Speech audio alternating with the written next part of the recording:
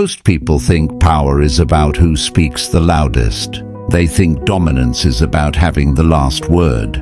But they are wrong. In the world of high-stakes psychology, the loudest person in the room is often the weakest. The real predator, they are silent. Think about the last time you felt uncomfortable in a conversation. What did you do? You probably started talking. We use words to mask our insecurities. We over-explain our actions because we are desperate for approval.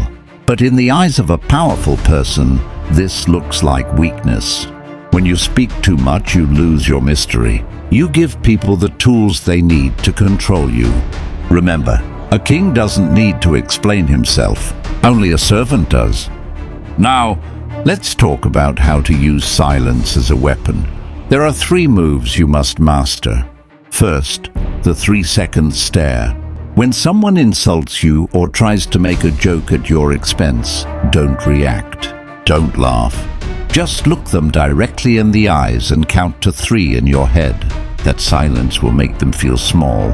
Second, the truth extractor. If you suspect someone is lying, stop talking and keep eye contact. Their brain will panic to fill the silence, and that is when they will confess the truth. And third, the ghost strategy. Never announce your next move. Don't tell people your goals. Let them find out through your results. Privacy is the ultimate power. The great Stoics understood that your energy is your most valuable asset. When you react to every noise, you give away your power. Staying silent isn't just about controlling others. It's about mastering yourself.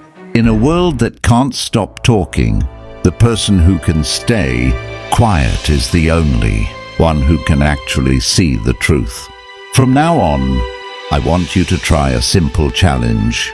Speak only when it's necessary. Observe more than you talk. You'll be surprised at how much power you are in just 24 hours. If you're ready to master your mind, subscribe to Mind Cipher. Remember, the less you say, the more they listen.